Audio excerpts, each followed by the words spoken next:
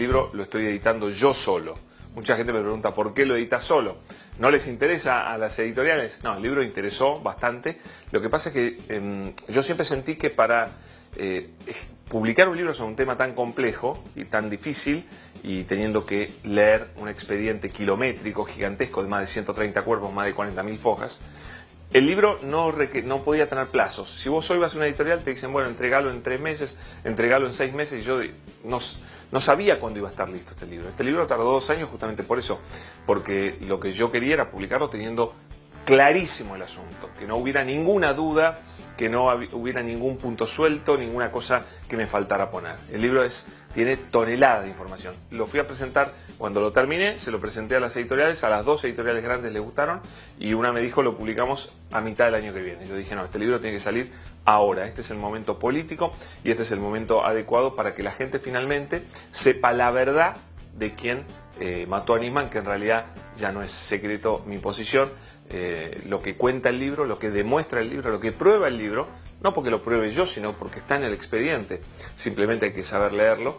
El libro cuenta que Nisman se suicidó, que esa es la única verdad de esta historia. Todo lo demás es fantasía, una fantasía intencionada, porque evidentemente a nadie se le escapa que decir que lo mataron a Nisman es decir otra cosa, es decir que fue Cristina, ¿no? El caso del supuesto asesinato de Nisman no es más ni menos que una operación política que se utilizó durante el año 2015 para hacer crecer las chances del candidato Mauricio Macri, ¿no? Me sorprendí muchísimo al leer todas las pericias, lo clarita que sale la verdad. La verdad está ahí en el expediente para que cualquiera que tenga un mínimo de buena leche al leer el expediente se dé cuenta fácil. El caso no es complicado, es infinitamente más fácil que, la verdad, la mayoría de los casos policiales en los que me he metido. El caso es clarito, todas las pruebas indican suicidio, eso es lo que me sorprendió.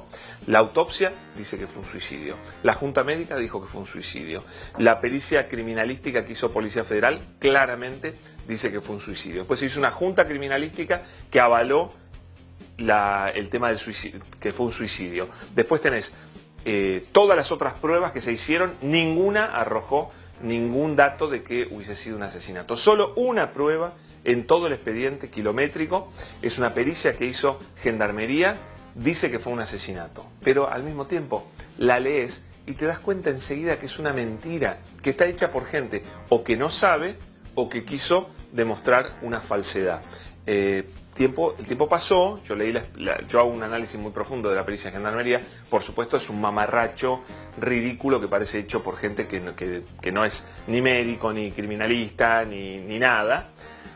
Siempre me llamó la atención y dije, ¿por qué Gendarmería hace esto? Claro, no se me escapaba que Gendarmería estaba a las órdenes de Patricia Bullrich, que la pericia se hace al mismo tiempo que el caso Maldonado, momento en el cual la Gendarmería estaba contra las cuerdas, y que Patricia Bullrich, su jefa, era una de las primeras instigadoras de la teoría del asesinato.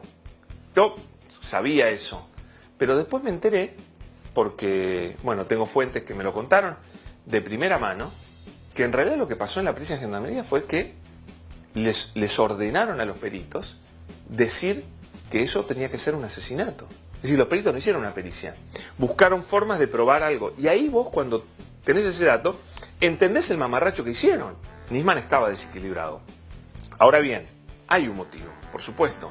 Desde el día que presenta la denuncia a Nisman hasta el 14 de enero, hasta el 18 que se suicida, todo lo que pasó allí fueron malas noticias para Nisman. Malas noticias de Comodoro Pi, donde lo destrozaron. Las organizaciones de la comunidad judía no lo acompañaron.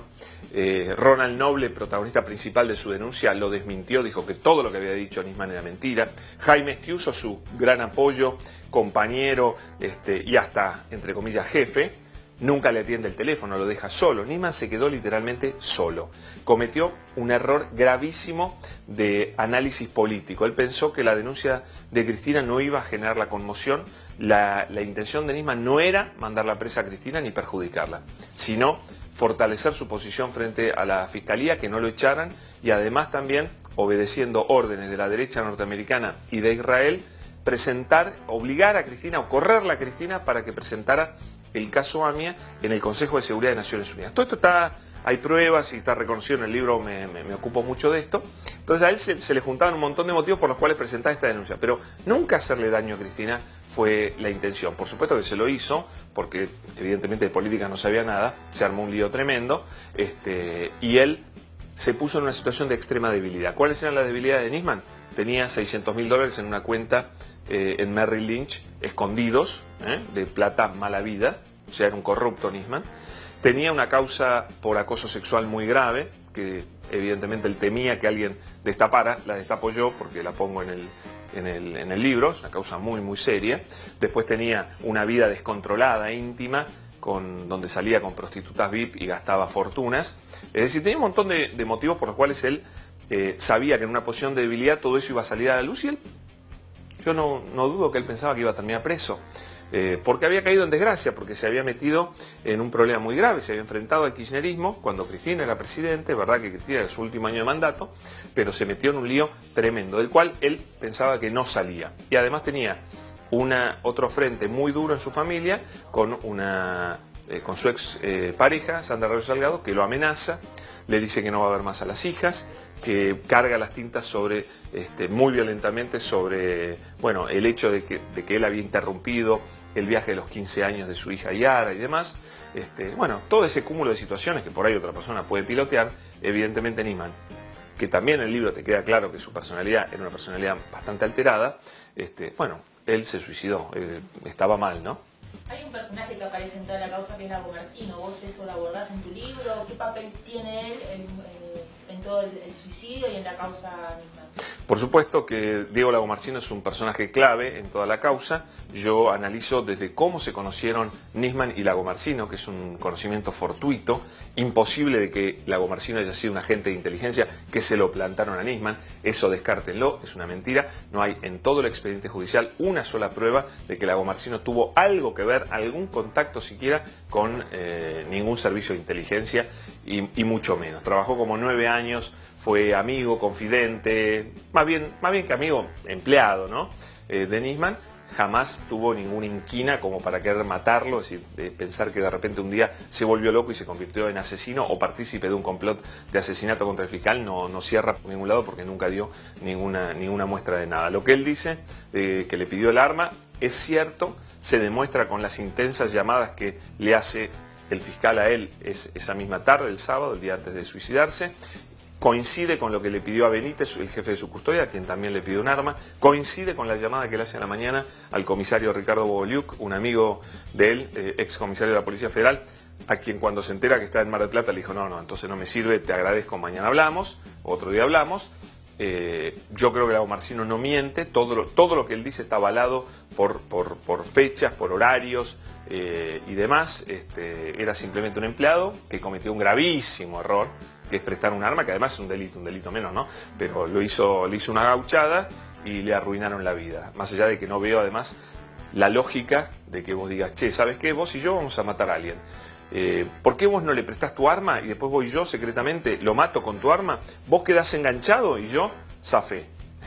No resiste la mínima lógica de que alguien sea parte de un complot en condiciones tan desventajosas e idiotas. Pensar que el tipo lo matás con un arma registrada a mi nombre y yo no voy a tener ningún problema. O sea, es tan delirante, ya por sentido común habría que descartarlo. Pero después, yendo a la investigación, no hay ninguna prueba de que Lagomarsino haya hablado con nadie relacionado con, o que remotamente pueda tener algo que ver en este crimen. Se habló de él y los custodios, no hay una sola llamada, un solo contacto, un solo encuentro de él con ninguno de los custodios. Es decir, es toda una gigantesca mentira, una cortina de humo enorme. No tengo ninguna duda de que la causa Nisman ha sido utilizada políticamente mientras era presidente Cristina para tener un efecto en la elección. No lo digo yo, lo dice el New York Times. El diario New York Times saca un artículo donde dice: el asesinato de Nisman va a afectar las elecciones. Yo creo que las afectó. Después de eso, por supuesto, hubo toda una maniobra política para sacarle la causa a la doctora Fein y a la doctora Palmagini, pasarla al fuero federal, donde ya se sabía cómo iba a trabajar el fuero federal, que lo primero que hace es pedir a Gendarmería que intervenga para hacer una pericia que estaba recontramañada, por supuesto, y de ahí para adelante iniciar una investigación loca, que no tiene ningún futuro, para descubrir a los presuntos asesinos. Todo el tiempo lo único que se busca es demostrar que Nisman fue asesinado, por supuesto sin ninguna prueba, sin ninguna solidez, nada, inventan ridiculeces y me hace gracia. Cortinas de humo como esas se han inventado un montón y se van a seguir inventando, porque claramente cada vez que vos hablas de Nisman o decís la palabra Nisman es Cristina lo mandó a matar. Y esa es la hipótesis que sostiene este gobierno. Falsamente, el presidente de la Nación ha hecho declaraciones irresponsables sobre la muerte de Nisman. Patricia Bullrich ha hecho declaraciones irresponsables, diciendo que lo mataron y demás. Bueno, entonces necesitan probarlo porque es como una carta de credibilidad del gobierno, ¿viste? Bueno, en esto no mentimos, ¿viste? Lo mataron a Nisman. Bueno, mentira total. Para esta causa analicé muchísimo la denuncia de Nisman contra Cristina. Yo ya la había leído mucho en su momento, pero bueno, volví sobre ella para tratar de entenderla. Lo que yo explicaba antes sobre que la denuncia contra Cristina no era realmente la intención complicarla a Cristina, se demuestra muy fácil. La denuncia es un mamarracho, la denuncia no tiene pruebas, es un compendio de artículos periodísticos, se agarra de charlas de Luis Delía con Fernando Esteche, con Yusuf Khalil y otros personajes que realmente son muy menores en esta historia.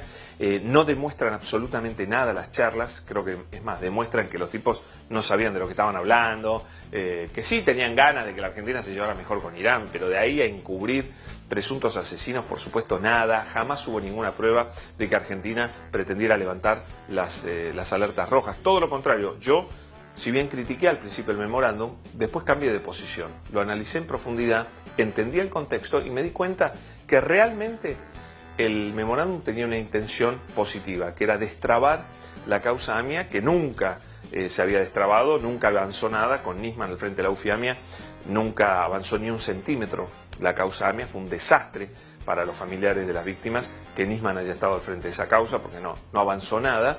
Al contrario, trabó para evitar avances, y lo que podría haber hecho el memorándum era destrabar la causa. Pero ojo, también podría haber puesto en tela de juicio que las pruebas que supuestamente dice Nisman que tiene para inculpar a los iraníes sobre los cuales pesan las alertas rojas, bueno, esa acusación tal vez podía caerse. Yo creo que la contra el memorándum fue muy clara. Mucha gente tuvo miedo de que ese memorándum generara que cayera la acusación por falta de pruebas contra los iraníes. De hecho, el primero que decía que faltaban pruebas era el doctor Rodolfo Canicova Corral, el juez a cargo. La causa estaba delegada en Nisman, pero Canicova le dijo más de una vez, tráeme pruebas. Bueno, iban a viajar, iban a contrastar todo y les iban a decir, y acá no hay pruebas, ¿no? Entonces, esa fue la gran contra sobre el memorándum de entendimiento. Mucha gente tuvo miedo que avanzara la causa, pero se cayera. Para mí no hay ninguna duda que la utilización política que hace Cambiemos, el PRO, de la denuncia de Nisman en esos 4 días, desde que Nisman la presenta hasta que se suicida, le complicaron la vida. Creo que fue un empujón muy fuerte hacia el suicidio. ¿Por qué? Porque Nisman no estaba preparado para presentar esta denuncia en el Congreso, porque él sabía que la denuncia era muy floja, que no tenía ningún sentido y digamos, la utilización que hacen Laura Alonso y Patricia Bullrich del caso, llevarlo al Congreso, cuando no era necesario ir al Congreso. ¿Qué hace un fiscal en el Congreso Nacional? Era ridículo. Él presentó la denuncia, tenía que ratificarla y chau. Bueno, eso lo empuja mucho a él al desastre, porque lo hace enfrentarse con lo flojo que era esa denuncia. Él sabía que los diputados kirchneristas lo iban a destrozar. Él realmente iba a quedar muy mal parado. Que de hecho, yo pongo en el libro primero pongo los mensajes completos con Arroyo que ella escondió. Ella escondió mensajes muy importantes en la causa donde, por ejemplo, Nisman dice estoy hecho mierda. Es el único dato revelador de su estado de ánimo, y ese dato acaba de aparecer ahora porque lograron extraer los WhatsApp del teléfono de Nisman. Lo otro que pasa es que cuando él ya está muerto, su hija le manda varios mensajes. Su hija, que sabía que estaba muerto, le manda varios mensajes y le dice: papá, tus hijas te amamos. Le dice: yo no estaba enojada con vos. Yo no estaba enojada con vos. Eso habla de la sensación de que de culpa porque el padre puede pensar que ella estaba enojada porque le arruinó el viaje. Y después le dijo, una cosa que también es reveladora, le dice, vas a estar mejor que acá, en paz. Es decir, esa chica con 15 años sabía perfectamente que su padre no estaba bien. Todo lo contrario a lo que todo el mundo dijo de que Nisman estaba pasando su mejor momento. Todo eso es mentira. Él estaba pasando su peor momento. Se enfrentó con un futuro negro. Cometió un error gravísimo. Por defenderse, atacó de manera equivocada y la fuerza que se desplegó en contra de él, él pensaba que era una ola que lo iba a barrer. Si hoy llegan a decir, la justicia llega a decir que Nisman se suicidó, ¿vos sabés el cataclismo político que significa eso? Cuando desde el presidente de la Nación, la ministra de Seguridad y de ahí para abajo todos compraron que a Nisman lo habían matado, es una catástrofe política para el gobierno. Bueno, Ercolini y Tayano están defendiendo que esa catástrofe no ocurra. Para eso cada día inventan una teoría nueva, una prueba nueva, venden humo, confunden a la opinión pública y demás. Pero bueno, los que conocemos la causa no nos confundimos. No hay forma de que ellos puedan demostrar jamás que esto fue un asesinato. Ahora, ¿les importa la verdad?